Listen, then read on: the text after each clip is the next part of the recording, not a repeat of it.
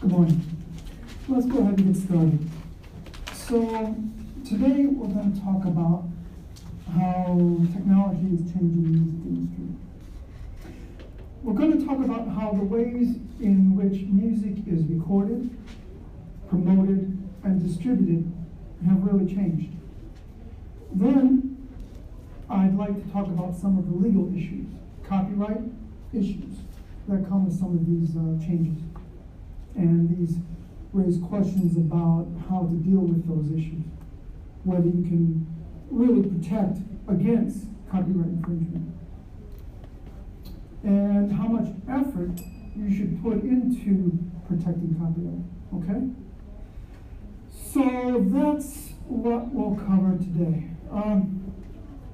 First, I'd like to point out that the overall major change has been the democratization of all the aspects of the music industry. What I mean is, any member of the general public with a relatively new computer, common software, and high-speed access to the internet has the tools needed to create, distribute, and promote music.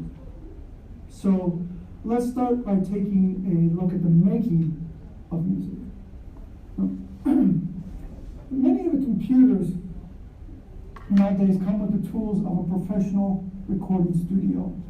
And musicians themselves can learn how to use these user-friendly programs and make their own high-quality, really innovative sound recordings. A musician no longer needs a recording contract, money from a recording company to make high-quality recordings. In fact, you don't even need to be a musician to make music. And as you can imagine, this results in quite a few more recording artists out there now. You're probably thinking that with so much music out there, does it make it harder to promote your work so people know about it? Well, not really, because music promotion has been democratized too on the internet. Anyone can be a critic.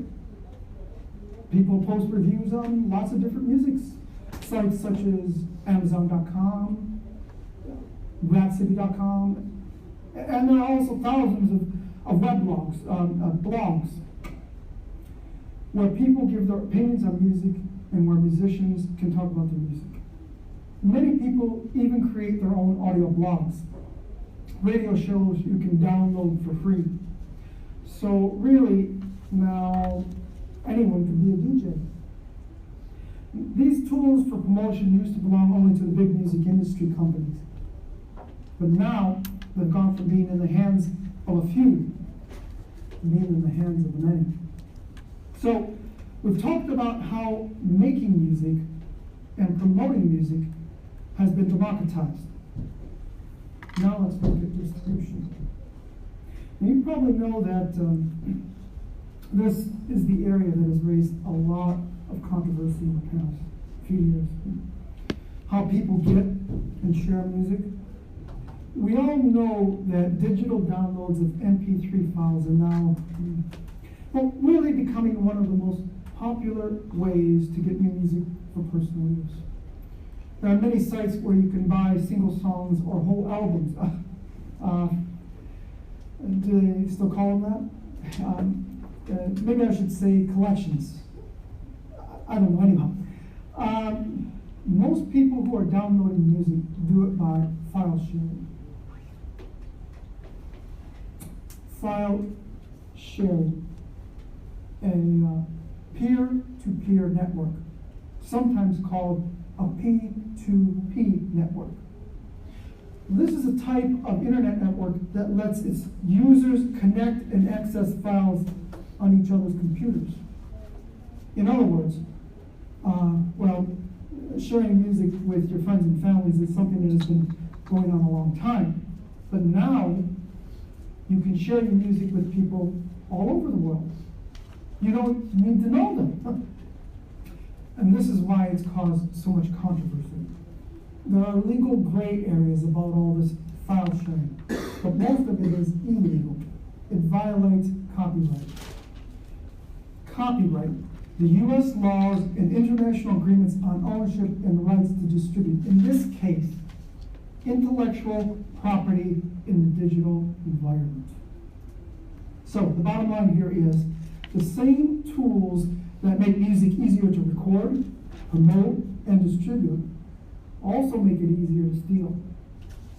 But who is breaking the law?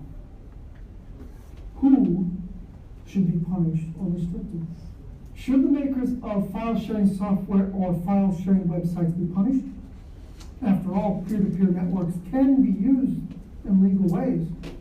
So that means restricting the use of these networks could make legal distribution of information and music much more difficult. But really, let's be realistic. Even though there are legal ways to use these networks, it's important to note that currently 90% of music downloaded at these types of sites violates copyright. In other words, P2P networks are popular and make money because people are using them to trade music illegally. Now take a look at these statistics. You don't need to write these down. They won't be on the test. Okay.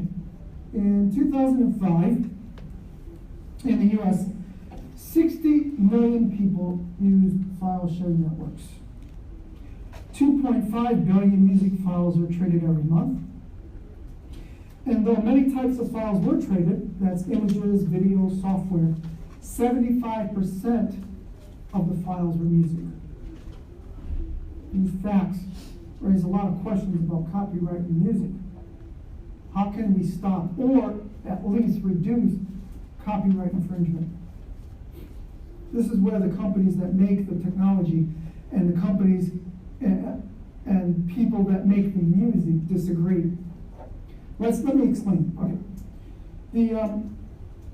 The music companies and many musicians believe that we need to restrict file sharing on the internet more.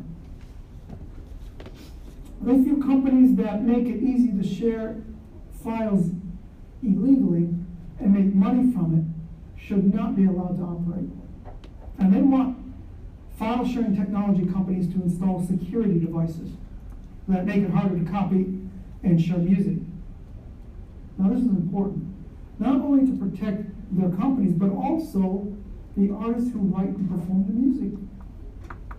Who will pay the artists for the music if the companies aren't selling? Don't they deserve to be paid for their work?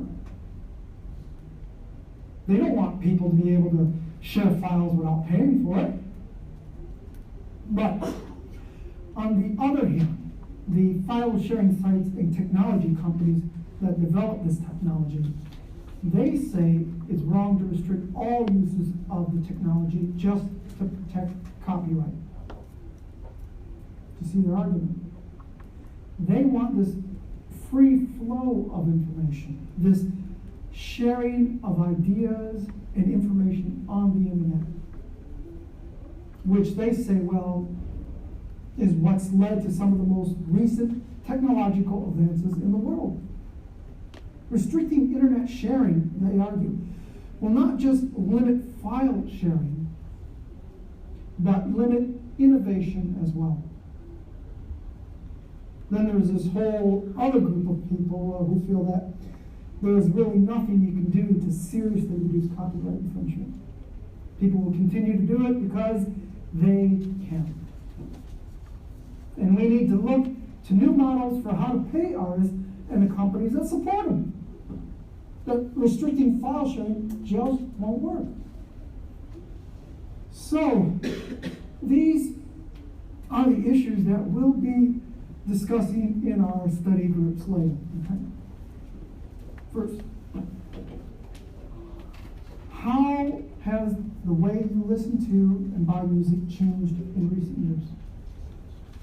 What do you think about music file sharing? And what can we do, if anything, to reduce copyright infringement when it comes to file sharing?